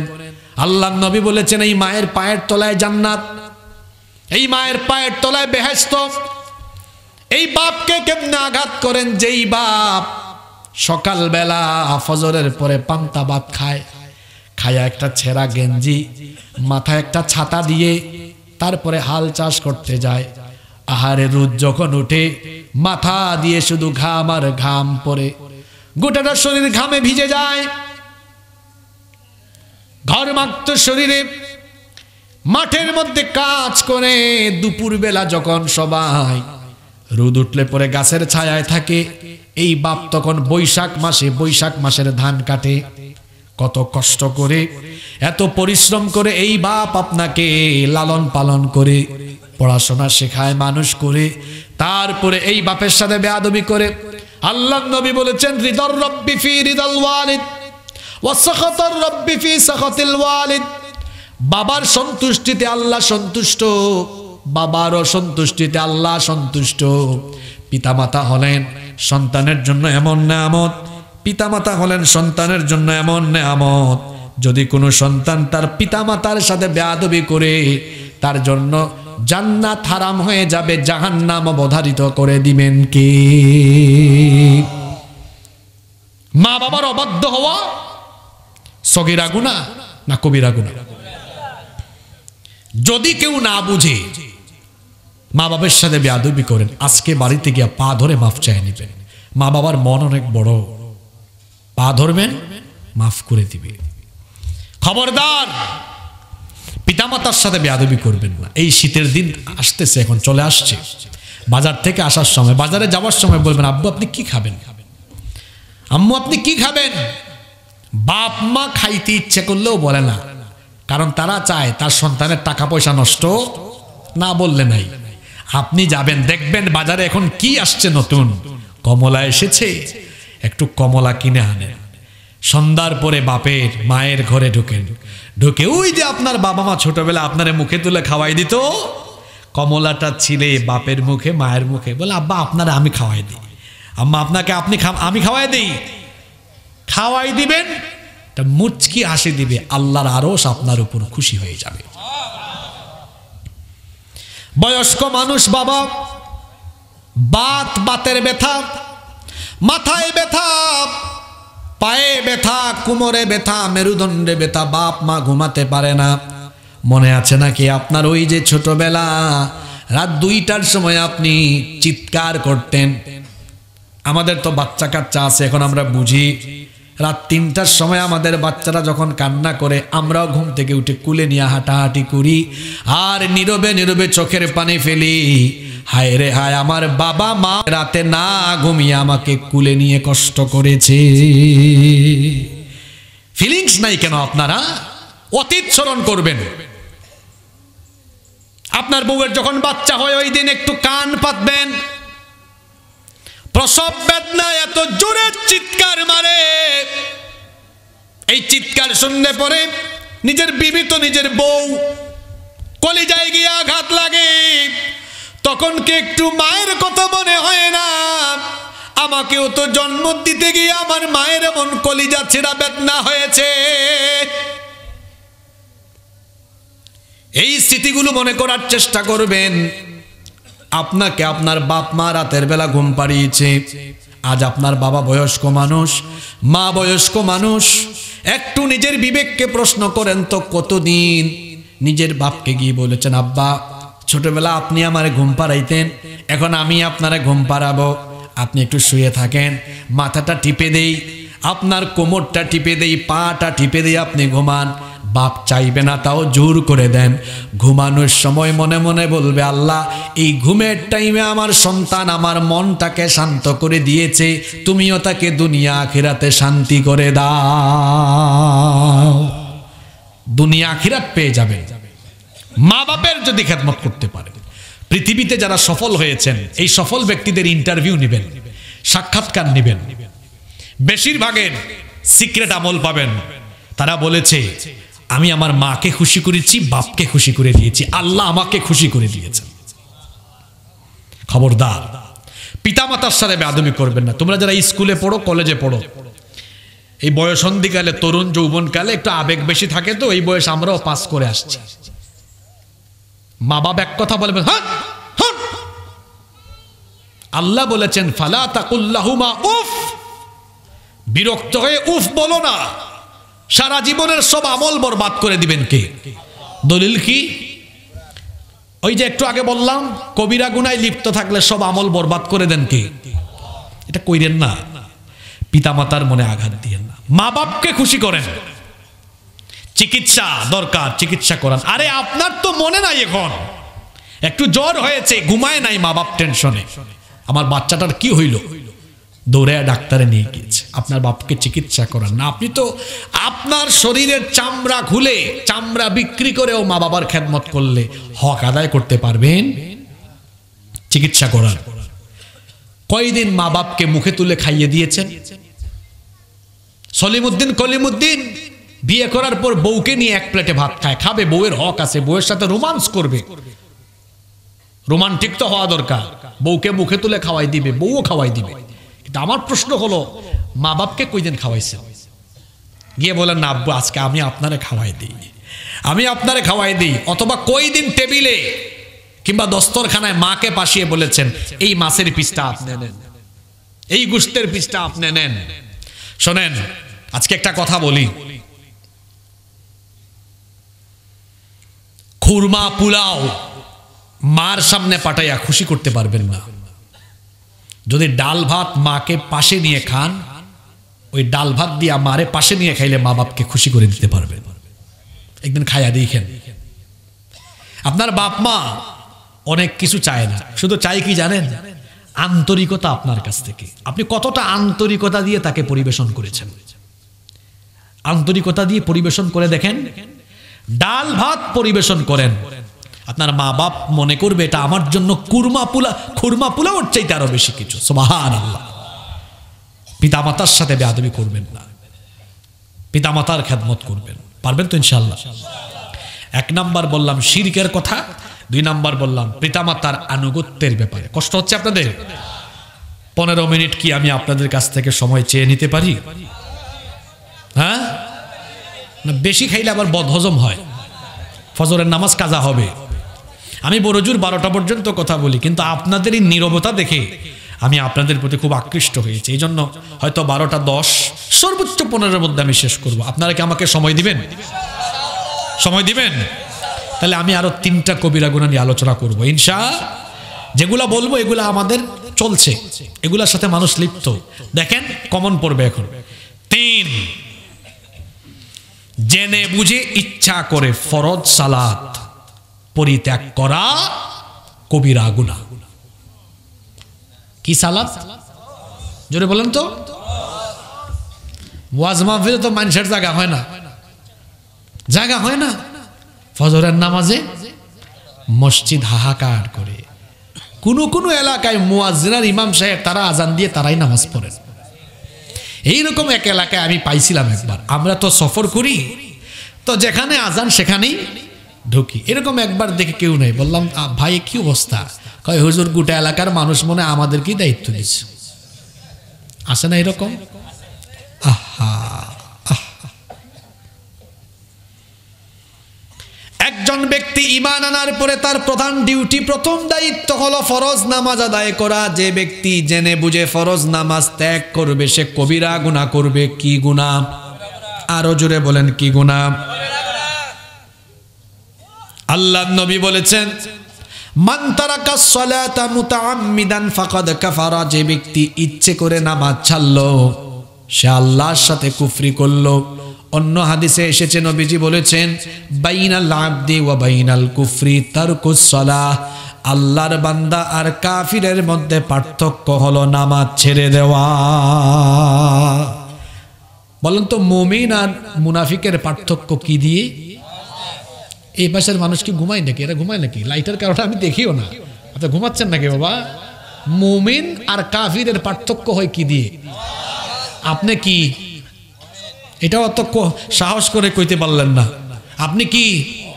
যারা বলল না সন্দেহ আছে তারা ঈমান নিয়ে, তাই না? আপনি কি বলেন? বলেন। আল্লাহ সাক্ষী থাকেন, আমরা ঘোষণা দিয়েছি আমরা মুমিন। আপনি আমাদের ঈমান কবুল করে নেন। তো মুমিনের কাজ কি নামাজ ছেড়ে দেওয়া? আপনি নামাজ ছাড়েন কেন? নামাজ ছাড়েন কেন আপনি?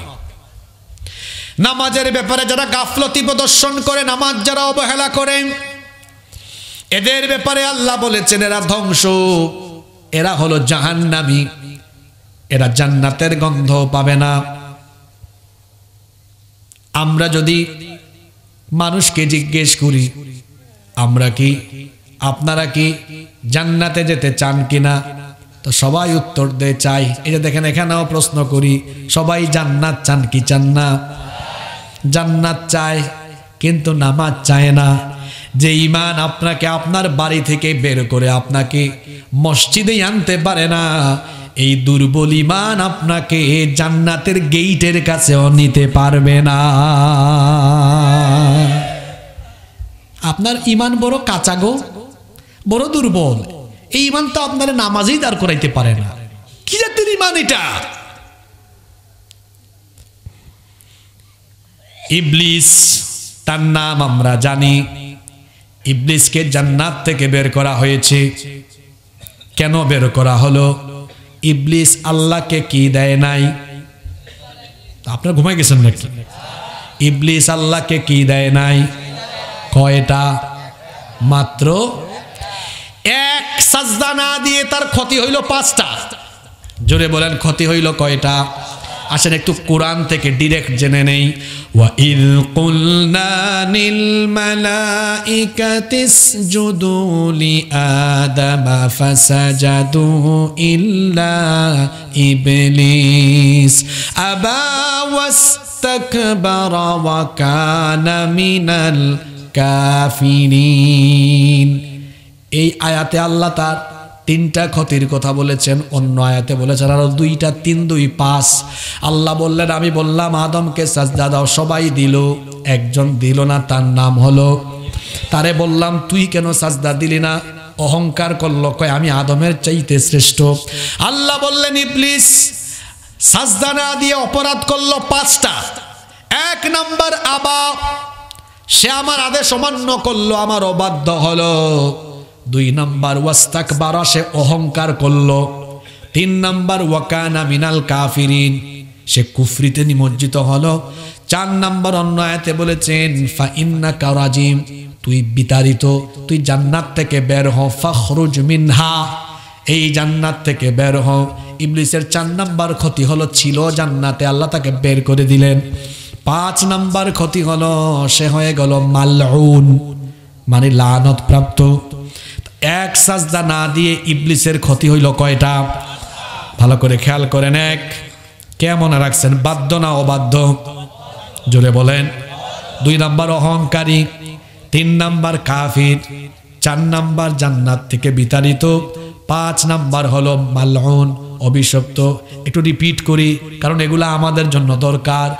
ইবলিস এক সাজদা না দিয়ে ক্ষতি করলো কয়টা? 1 নাম্বার সে হলো অবাধ্য, 2 নাম্বার অহংকারী, 3 নাম্বার কাফির, 4 নাম্বার বিতাড়িত, 5 নাম্বার অভিশপ্ত। সাজদা দেয় নাই কয়টা? 1 সাজদা না দিয়ে তার যদি ক্ষতি হয় 5টা, আপনি তো একটা না 5 ওয়াক্ত নামাজে কত সাজদা দিলেন না, আপনার ক্ষতি কি ইবলিসের চাইতে কম হবে না বেশি হবে? কিয়ামতের দিন প্রথম যে আমল সম্পর্কে জিজ্ঞেস করা হবে সেই প্রশ্ন কি? জোরে বলেন। তাহলে কিয়ামতের দিন আপনাদের প্রথম প্রশ্ন কমন পড়ার দরকার আছে না নাই? যদি নামাজি না হয় প্রথমটা কমন না আনকমন? প্রথমটা আনকমন হওয়ার পরে আল্লাহ তাআলা খুব আদর করবেন।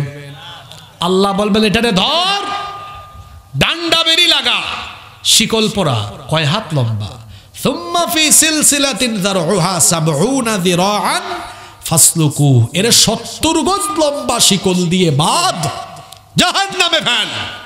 নাউযু বিল্লাহি মিন। এই জাহান্নাম থেকে আমরা বাঁচতে চাই কি চাই না? আমি এই আয়াতগুলো মিলিয়ে বলি, যে মানুষ সাজদা দেয় না, 5 বার নামাজে যায় না, এরও পরিচয় 5টা। 1 নাম্বার এই ব্যক্তি আল্লাহর অবাধ্য মানুষ, অবাধ্য গোলাম। 2 নাম্বার সে অহংকারী, আল্লাহ তাকে নামাজে ডাকলেন সে গেল না, অহংকার দেখালো। 3 নাম্বার, এই ব্যক্তি কুফরিতে নিমজ্জিত হয়ে গেল। 4 নাম্বার, এই ব্যক্তিও নামাজ ছেড়ে দেওয়ার কারণে জান্নাত থেকে বের হওয়ার উপক্রম হয়ে গেল। 5 নাম্বার, সেও অভিশপ্ত হয়ে গেল। এই ক্ষতি আমরা চাই কি চাই না? হ্যাঁ, তাহলে 5 বার আজান হলে নামাজে যাওয়ার দরকার আছে না নাই? আমরা সবাই জান্নাত চাই কি চাই না? এই দেখে এরা চায় না। জান্নাত আপনারা চান কি চান না? তো জান্নাত যদি আপনারা চান, জান্নাতে যাওয়ার জন্য নামাজের দরকার আছে না নাই? এইখানে একটা বিল্ডিং আছে, এই বিল্ডিং যদি তালা দেওয়া থাকে, ঢোকার জন্য কি লাগবে? আরো জোরে বলেন। আপনারা জান্নাত চান, আল্লাহও জান্নাত দিতে চান, কিন্তু আল্লাহর জান্নাত বানানো, এই জান্নাত তো তালা দেওয়া আছে। আল্লাহ এটা বানাইছেন আপনাদের জন্য, আল্লাহ এইটাই আপনাদেরকে দিতে চান। আল্লাহ এই জন্য আপনাদেরকে কত মহব্বত করেন, কত ভালোবাসেন। 1 বার না, 2 বার না, 3 বার না, 4 বার না, আল্লাহ ডেইলি 5 বার আপনাকে ডাকেন আর বলেন, বান্দা আয় আয়, আমারে সাজদা দে, আর তোর জন্য বানানো জান্নাতের চাবি আমার কাছ থেকে তুই নামাজের মাধ্যমে নিয়ে নে। আপনারা জান্নাত চান, আল্লাহও দিতে, শুধু চাবিটা আনতে হবে। এই চাবি আনার জন্য আজান হলে কোথায় যাওয়া লাগবে? কোথায় যাওয়া লাগবে? যুবক ভাইরা, আমরা নামাজে যাই না কেন? হুজুর, আমি তো এখনো যুবক, বুড়া হই, চুল দাড়ি সাদা হোক, যাবো না তারপরে। ভাই আমার, ভাই আমার, keep in your mind, there is no serial of death. মৃত্যুর কোনো সিরিয়াল। আমার মতো কত যুবক প্রতিদিন মারা যায়। আজকে আমার বাড়ি সিলেটে, আমার বাড়ির পাশে একটা পাম্প আছে। পাম্পের সামনে 3 জন যুবক মোটরসাইকেলে যাচ্ছিল, যে গাড়ি চালাইতেছিল তারে ট্রাক চাপা দিয়ে চলে গেছে। 2 সেকেন্ড আগেও জানতো না 2 সেকেন্ড পরে তার মৌত হয়ে যাবে। কে জানে কার মরণ কখন হবে? কেউ তো আমরা জানি না। আজকে রাতে যে ঘুমাবো, আজকে রাতের ঘুম তো আমাদের জীবনের শেষ ঘুম হয়ে যেতে পারে। আল্লাহ আমাদেরকে কত মহব্বত করেন, কত ভালোবাসেন। দেখেন নামাজের শিডিউলগুলা বড় সুন্দর, একটু খেয়াল করেন। এটা যেন নামাজ না, আল্লাহ যেন এটা বান্দার সাথে এশক, একটু ভালোবাসা বিনিময় করে, ভালোবাসা বাড়ানোর জন্য আল্লাহ যেন একটু কথা বলার সুযোগ দিলেন আর কি। আপনি ঘুমায় থাকেন, ওই ফজরে দিন শুরু হবে, আল্লাহ বলতেছেন কি রে, আর কতক্ষণ ঘুমাবি তুই? বল, তুই 4-5 ঘন্টা হয়ে গেছে ঘুমায় আসত, আয় না, আমি তোরে খুব মিস করতেছি, আয় নামাজে আইসা আমার সাথে কথা বল। সুবহানাল্লাহ, কি মহব্বতের ডাক এটা। ফজরে গেলেন, 5:15 ফজর বললেন, কয় ঘন্টা? প্রায় 7.5-8 ঘন্টা। আল্লাহ বলতেছে আয়, তোরে মিস করতেছি, তুই আয়, তোরে খুব মিস করতেছি, আয়। 7-8 ঘন্টা হয়ে গেল, আয় না, তোর সাথে আরেকবার কথা বলি, আয় জোহরে আয়। আল্লাহ আবার জোহরের মাধ্যমে বান্দার সাথে কথা বলেন। সুবহানাল্লাহ।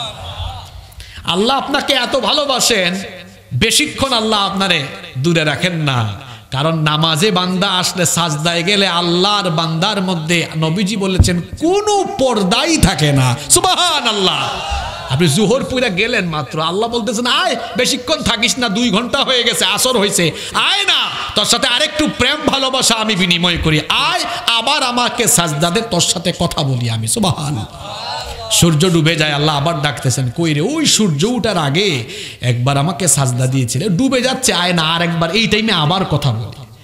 এশা যখন হয়, আল্লাহ বলতেছেন আয়, ঘুমানোর আগে আয়, আরেকবার আয়, ঘুমানোর আগে আমারে মনে কর, তোরে মিস করতেছি, আয় ঘুমানোর আগে তোরে একবার আমি তোর সাথে কথা বলি। কারণ তুই যে ঘুমাবি, এটা তো তোর জীবনের শেষ ঘুম হয়ে যেতে পারে, আমি যদি তোরে না জাগাই আর তুই জাগতে পারবি, আয় আরেকবার কথা বলি। আল্লাহ যেন আরেকবার আপনাকে ডেকে তার সাথে কথা বলাইয়া তারপরে আল্লাহ আপনাকে ঘুম পাড়ানোর ব্যবস্থা করেন। সুবহানাল্লাহ। কয়বার ডাকেন? ও যুবক ভাইয়েরা, কিয়ামতের দিন আল্লাহ তাআলা হাসরের মাঠে 7 শ্রেণীর মানুষকে আরশের ছায়ার নিচে জায়গা দিবেন। এর মধ্যে আপনাদের দাম এত বেশি, সম্মান এত বেশি। 1 শ্রেণী হলো ওয়াশাবুন নাশাআ ফি ইবাদাতিল্লাহ, যে যুবক তার যৌবনকাল আল্লাহর ইবাদতে কাটিয়েছে, এই যুবককে আল্লাহ ডাইকা ডাইকা ডাইকা ডাইকা আল্লাহ কিয়ামতের দিন আরশের ছায়ার নিচে জায়গা দিবেন। সুবহানাল্লাহ। আমার যুবক ভাইরা, এই আরশের ছায়ার নিচে আপনারা জায়গা চান কি চান না? চান কি চান না? আজান হলে নামাজ যেতে হবে, 5 ওয়াক্তের নামাজ ছাড়বো না। ওয়াদা ওয়াদা করতে পারবেন? আল্লাহ তৌফিক দেন। কষ্ট হচ্ছে খুব, তাই না? আমরা একসাথে উঠবো ইনশাআল্লাহ। আমি আমার কথার বরখেলাফ করব না। 12টা 3 হয়ে গেছে, বলছিলাম 15তে মোনাজাত করব ইনশাআল্লাহ। নাকি মনে মনে বকা দিচ্ছেন যে হুজুর লম্বা করে ফেলতেছে? আচ্ছা, 4 নাম্বার কবিরা গুনাহ। আহা, এই গুনাহে আমরা অনেকে লিপ্ত। সেটা কি? জিনা, বেবিচার, পরকীয়ায় লিপ্ত হওয়া। আজ আমাদের সমাজ নষ্ট হয়ে যাচ্ছে, সামাজিক অবক্ষয় দেখা দিয়েছে এই গুনাহগুলোর কারণে। বিবাহ বহির্ভূত সম্পর্কের কারণে সমাজে ক্লেশ বাড়ছে, বিশৃঙ্খলা বাড়ছে। আর জিনা বেবিচার সমাজে বেড়ে যাওয়ার অন্যতম একটা কারণ হলো এই চরিত্র বিধ্বংসী উপাদান মোবাইল ফোনের অপব্যবহার। পাশের বাড়ির জরিনা সকিনাকে আগে ওই 90 দশকে চিঠি লেখা লাগতো যে জরিনা তোমারে আমার ভালো লাগে, চিঠি লিখে জানাইতো। আর চিঠি যদি ধরা পড়তো তাহলে খবর হইতো। কতভাবে চিঠি আদান প্রদান করত। মোবাইল ফোন আসলো, মোবাইল ফোনও তো আপডেট হয়ে গেল। সেই 2002 সালে 3 সালে সিটি সেল মোবাইল এন্টিনা লাগাইয়া মানুষ ব্যবহার করত, মনে আছে আপনাদের? তখন কিন্তু মোবাইলের চেয়ে সিমের দাম, তাই না ভাইজান? মোবাইলের চেয়ে সিমের দাম বেশি ছিল। তারপর নোকিয়া 1200 মডেলের মোবাইল মানুষ ব্যবহার করতো না? আপডেট হতে হতে কত ধরনের মোবাইল আসলো। তখন ব্ল্যাকবেরি আসছিল, মনে আছে আপনাদের? ব্ল্যাকবেরি আসলো, নোকিয়া E63, ওই যে অনেকগুলো বাটন ছিল মোবাইলে, মনে আছে আপনাদের? আর এগুলা যার একটা থাকতো একদম হাতে নিয়ে দেখায় দেখায় হাঁটতো। তারপরে 2012-13 সালে সম্ভবত স্মার্টফোন আসলো, টাচ ফোন, যেটা অ্যান্ড্রয়েড আপনারা এখন ইউজ করছেন। আর এখন তো আপডেট প্রতি বছরই প্রত্যেকটা কোম্পানি বের করছে। ওই যে বলছিলাম দাজ্জালীয় ফিতনা দুনিয়াতে শুরু হয়ে গিয়েছে। আমরা মুসলমানের সন্তানরা ইহুদিদের বানানো জিনিসের অপব্যবহার করি। আর তারা দিন দিন তথ্য প্রযুক্তি আবিষ্কারে এগিয়ে যাচ্ছে। তারা এগুলো আমাদের হাতে ধরায়া দিয়ে অপসংস্কৃতিতে আমাদেরকে ডুবিয়ে রেখেছে। আর তারা আবিষ্কারে, উন্নতিতে, সমৃদ্ধিতে এগিয়ে যাচ্ছে। গোটা পৃথিবী আজকে কন্ট্রোল করে কারা? ইহুদিরা। আপনারা কি জানেন তাদের জনসংখ্যা কিন্তু 1%ও না। পৃথিবীর 100%-এর মধ্যে তারা 1 ভাগও। এরা কিভাবে পৃথিবী নিয়ন্ত্রণ করে? মেধা দিয়ে। ইহুদিদের সমর্থন যার দিকে থাকবে সেই মার্কিন নির্বাচনে প্রেসিডেন্ট হবে। ইহুদিরা যারে চাইবে তারই প্রেসিডেন্ট বানাবে, এত ক্ষমতা। এই জন্য আমি গত 20-25 দিন ধরে মাহফিলে, সেমিনারে, জুমার বক্তব্যে বলে যাচ্ছি, নেতৃত্বের জন্য শুধু মানুষের সমর্থন থাকলে হয় না, নেতৃত্বের জন্য প্রভাবশালী প্রতিষ্ঠান থাকতে হয়। উদাহরণস্বরূপ আমি বলি, এই বাংলাদেশে হুজুরদের ফ্যান ফলোয়ার সবচেয়ে বেশি, কিন্তু এরা আবেগী ফলোয়ার, একটাও কাজের না। এত ফলোয়ার। বাংলাদেশের নামি দামি 20 জন হুজুরকে যদি বগুড়ার কোনো মাঠে আনেন, কি মনে হয়? কি মনে হয় আপনাদের? মানুষকে পয়সা দিয়ে আনা লাগবে? বগুড়ায় আনবেন, গাইবান্ধা, এরা তো গাইবান্ধেই রাখছে, সিরাজগঞ্জ, নাটোর, পাবনা, রাজশাহী, ওই রংপুর, দিনাজপুর, পঞ্চগড়, ঠাকুরগাঁও, জয়পুরহাট থেকে মানুষ আসা আরম্ভ হবে। পয়সা দেওয়া। এই 20 জনকে রাষ্ট্রে গুরুত্বপূর্ণ দায়িত্ব পালনের জন্য ইলেকশনের দাঁড় করায় দেখেন 20,000 পাবে কিনা সন্দেহ আছে ভোট। তার বিপরীতে চোর, ডাকাত, বাটপাররা সুযোগ পেয়ে যায়। কেন? প্রভাবশালী প্রতিষ্ঠানগুলো এদেরকে প্রমোট করে এবং এদের পেছনে শক্তিশালী ভূমিকা রাখে। আপনাকে একদম চোখে আঙ্গুল দিয়া দেখাই, এখন বাংলাদেশে যে উপদেষ্টা পরিষদ দিয়ে সরকার চলছে, এখানে মাত্র ৩-৪ জনের জুলাই আগস্টের আন্দোলনে কন্ট্রিবিউশন অবদান আছে। বাকিদের অবদান কি জানেন? ওনারা প্রথম আলো আর ডেইলি স্টারের পণ্য, এটাই অবদান। প্রথম আলো আর ডেইলি স্টার রাষ্ট্রের গুরুত্বপূর্ণ জায়গায় প্রভাব খাটাতে পারছে। শুধু বাংলাদেশ নয়, গোটা পৃথিবীতে এখন কে ক্ষমতায় আসবে, কে ক্ষমতা থেকে যাবে, কারা নেতৃত্বে থাকবে, প্রভাবশালী প্রতিষ্ঠানগুলো এগুলো নিয়ন্ত্রণ করে থাকে। এই জন্য আমি এই প্রসঙ্গটা কেন টেনে আনলাম, বাংলাদেশে যদি আমরা ইসলামকে বিজয়ী দেখতে চাই, আমরা যদি আল্লাহর কোরআনের আইন বাস্তবায়ন করতে চাই, বুঝে ফেলেছি আমরা এই আবেগী পাবলিকের স্লোগান দিয়ে চলবে না। কি দরকার? শক্তিশালী অর্থনৈতিক প্রতিষ্ঠান আমাদের দরকার, আমাদের মিডিয়া দরকার, মিডিয়া দরকার, শক্তিশালী অর্থনৈতিক প্রতিষ্ঠান দরকার, আমাদের প্রভাবশালী শিক্ষা প্রতিষ্ঠান দরকার। এই রকম গুরুত্বপূর্ণ প্রতিষ্ঠান যদি আমরা তৈরি করে এগুলো পরিচালনা করে রাষ্ট্রে প্রভাব ফেলতে পারি, ইসলামিস্টরা যেভাবে চাইবে বাংলাদেশ সেইভাবেই চলবে। ঠিক বইলে এখান থেকে চলে যাইয়েন না, দায়িত্ব আছে। দায়িত্ব কি? আবেগ থেকে বের হয়ে আসে, পরিকল্পনা মাফিক কাজ করতে হবে, নিজেকে গড়তে হবে সবার আগে। পারবেন তো ইনশাআল্লাহ? জিনা ব্যভিচারের এই উপাদান, এটা থেকে ছাত্রদের দায়িত্ব, তোমরাই বের করবা এই জাতিকে। তোমরা আগামীর ভবিষ্যৎ, আগামীর বাংলাদেশ, এই তারুণ্য এরা আগামীর বাংলাদেশ। তোমরা এই মোবাইল ফোনের অপব্যবহার কমিয়ে দাও। তোমরা 14 ঘন্টা 15 ঘন্টা মোবাইল চালাও। তোমাদের এক একজনের চেহারার দিকে তাকাইলে আমার মায়া লাগে। কেন মায়া লাগে জানো? আমার চাচারা রাগ করেন না, আমি তুমি বলে আপনাদেরকে সম্বোধন করছি নয়, আমাদের চেয়ে বয়সে ছোট যে কিছু পড়ালেখা করে এদেরকে বলছি, এদেরকে বুঝাচ্ছি। এদেরকে দেখলে আমার মায়া লাগে। কেন মায়া লাগে জানেন? আপনাদের বয়স 60 বছর হয়ে গিয়েছে, আপনাদের গাল এখনো ফুলা, তুলতুলে গাল। আর ওর বয়স 17-18 বছর, গাল ভাঙিয়া গেছে, একদম গালের ভেতর ঢুকে গেছে, তার মাংস টাংস নাই, ওর চেহারার মধ্যে ব্রণ উঠে গেছে। আমি শেষ করি বাবা, ও চোখে কম দেখে, কিন্তু আমার 60 বছরের বাবা চশমাও লাগে না। এর গালে সমস্যা, এর ফেসের সমস্যা, এর ব্রেইনের সমস্যা, এর মাইগ্রেনের সমস্যা, এর চোখে সমস্যা। কেন জানেন? এর ঘুমের অভ্যাস আর খাদ্যাভ্যাস ঠিক নাই। ও রাত 3টা পর্যন্ত মোবাইল চালায়, তাহাজ্জুদ আদায় করে। ও 4টা পর্যন্ত মোবাইল চালায়, 4টায় ঘুমাইছে, অত ঘুম থেকে উঠে দুপুর 12টায়, ওর সকাল হয় দুপুর।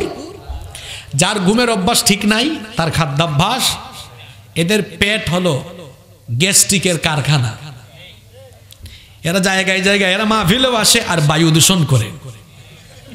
কথা বুঝেন নাই? আপনাদেরকে হাসানোর জন্য বলি নাই, এটা বাস্তবতা। এটা তোমরা জোয়ান থাকতে বুড়া হয়ে গেলা কেন? এখান থেকে বের হও। এই সময়গুলো জ্ঞান চর্চায় দাও, পড়াশোনায় দাও, গবেষণায় দাও। ইহুদিরা নয়, আগামীর পৃথিবীকে কন্ট্রোল করবে বাংলাদেশের তারুণ্য আর যুব সমাজ। কয় বছর?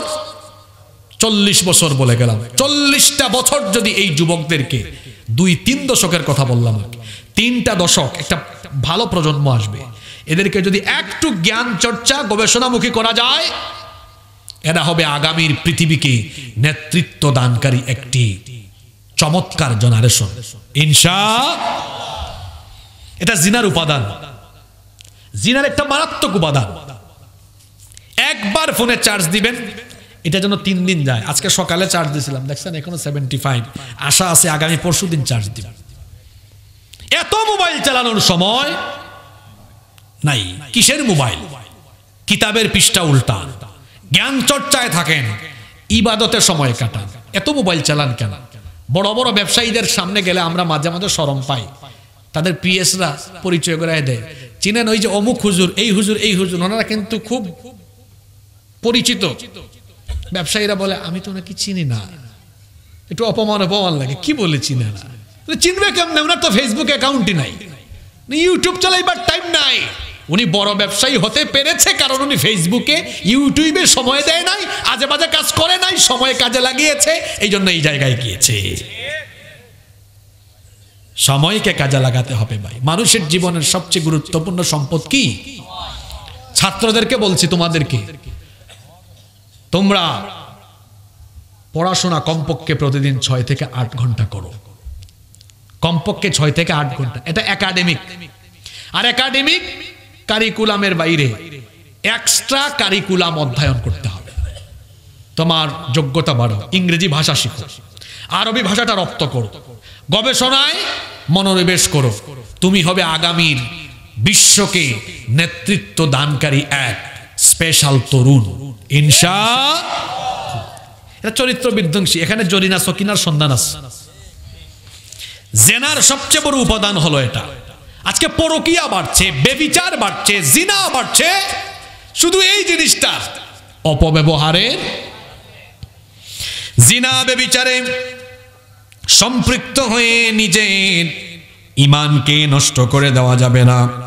বিশেষ করে যুবকদেরকে বলবো, ও আমার যুবক ভাইয়েরা, জিনা যেন আমাদেরকে ধরতে না পারে। আল্লাহ বলেছেন, ওয়ালা তাকরাবুজ জিনা ইন্নাহু কানা ফাহিশাতাও ওয়া সাআ সাবিলা।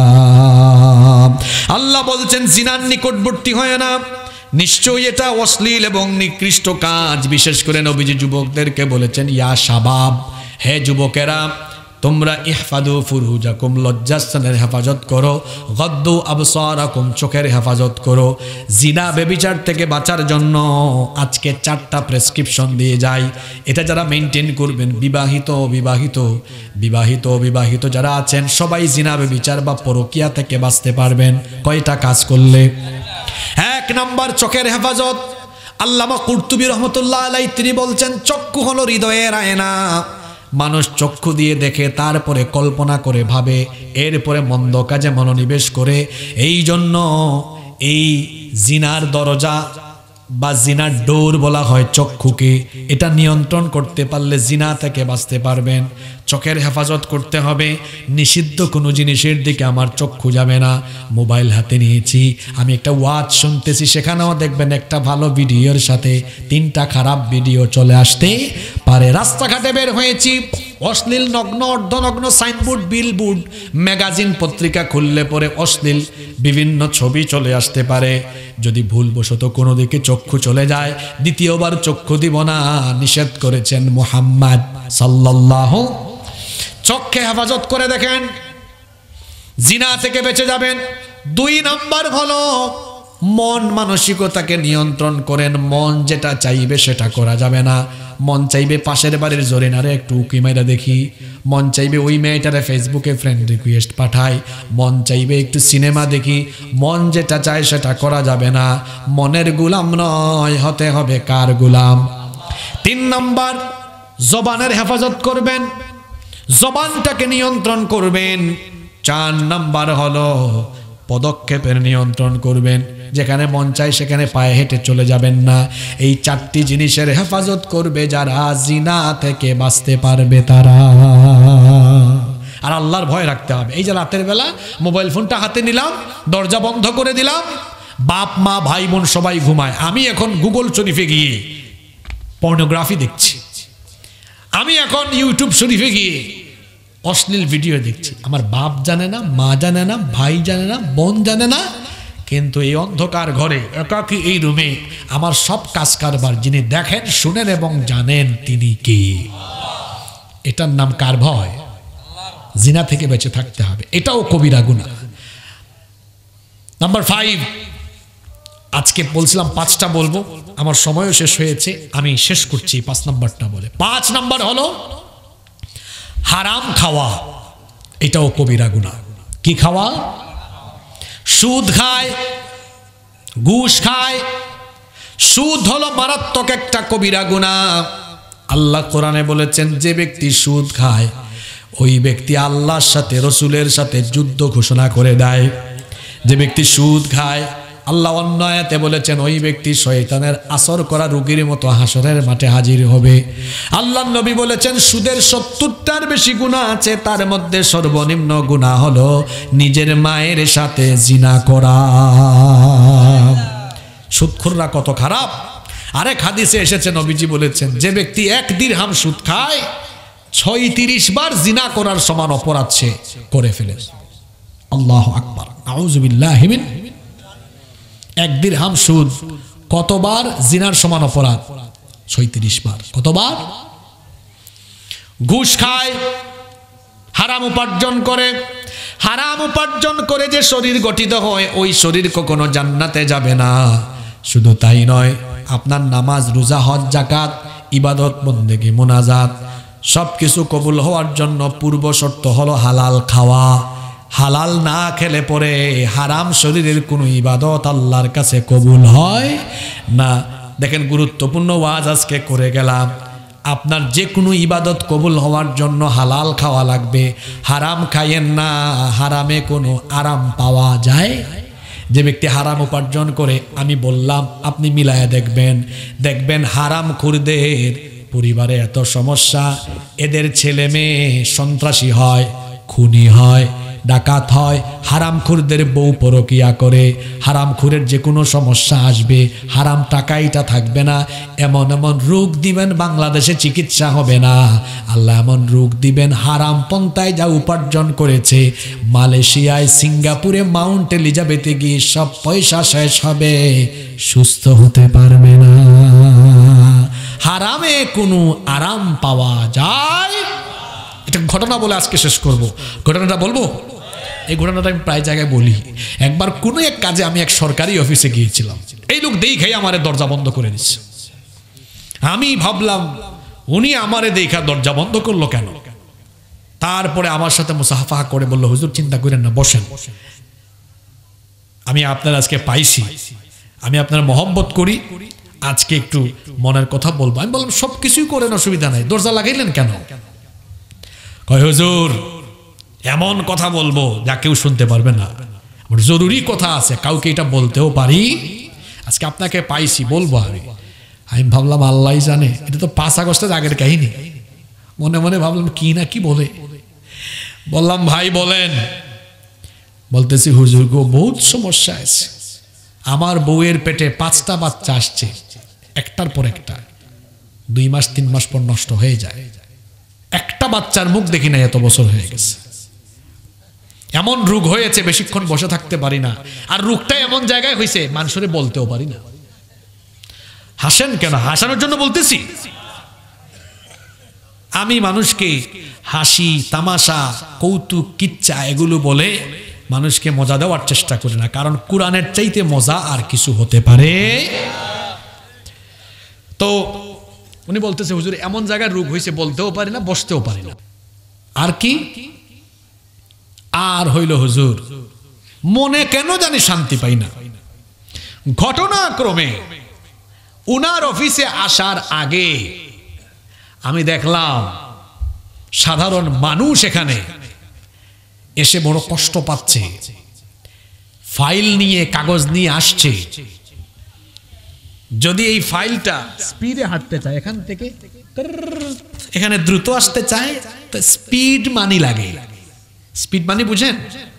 ঘুষ, ঘুষ, এটার আধুনিক নাম আছে এখন, স্পিড মানি, টেবিল মানি, আরো আছে গো, শুনবেন? হ্যাঁ, বকশিস, পার্সেন্টেজ, 2%, 5%, 20%, আবার আরো বড় খাদকও আছে, কই 50% আছে না?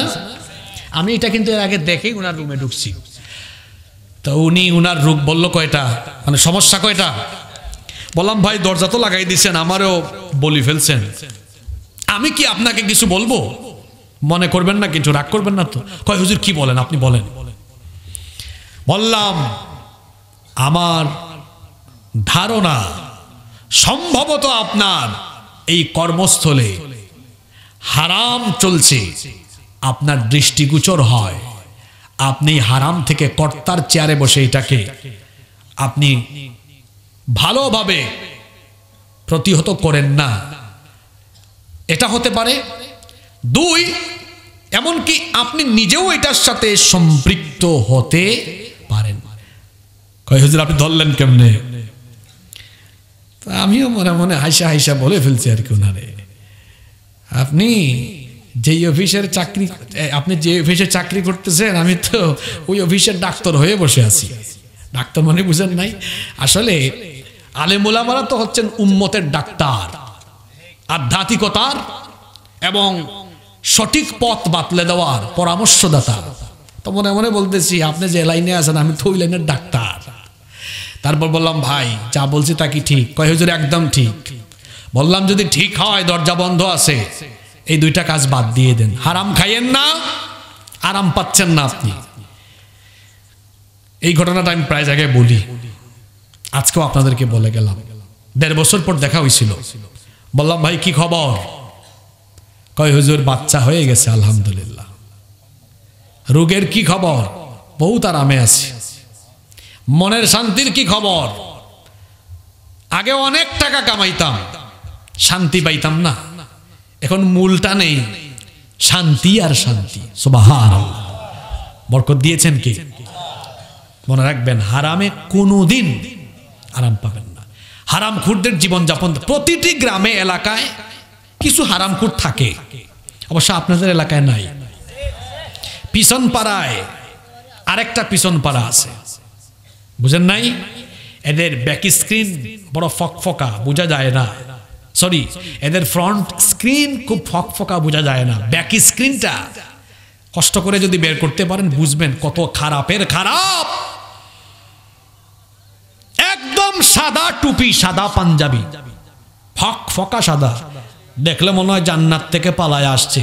মসজিদেরও কমিটির সভাপতি, আবার ওই ব্যক্তি হলো এই এলাকার সুদখুরদের কমিটিরও টাটকা সভাপতি। আছে না এরকম? হারাম খাওয়া ছাড়তে হবে, কোনো হারামের সাথে সম্পৃক্ত হওয়া যাবে। কয়টা কবিরা গুনার কথা বললাম? শিরক, পিতামাতার অবাধ্য হওয়া, ফরজ নামাজ ছেড়ে দেওয়া, জিনা বেবিচার তরক করা, 5 হারাম খাওয়া বাদ দেওয়া। এই 5টা কাজ যদি অন্তত করতে পারি, ইনশাআল্লাহ আমাদের জীবন সঠিক পথে চলে আসবে। সর্বশেষ নসিহত, এই কোরআনে মাত্র 6236টা আয়াত আছে। বছরে একদিন ওয়াজ করালে আর ওয়াজ মাহফিলের আয়োজন করলে, শুনলে দায়িত্ব শেষ হয় না। বাড়িতে কমপক্ষে প্রতিদিন 10 আয়াত, না পারলে 5 আয়াত অর্থসহ পড়বেন। 5 আয়াত করে পড়লে 4 বছরে শেষ হবে, 10 আয়াত করে পড়লে 1 বছর 10 বা 11 মাস বা 2 বছরে শেষ হয়ে যাবে ইনশাআল্লাহ। সবাই কোরআনের সাথে থাকবেন তো? আল্লাহ আমাদেরকে তৌফিক দান করেন। মাহফিল কমিটির সভাপতি সাহেবের বক্তব্য থাকলে আমরা শুনবো, না থাকলে আমরা মোনাজাতে চলে যাব। যারা কুরবানি দেয় তাদের সামের গোশত নেওয়া, সামের মানে কি? ও সাহাম,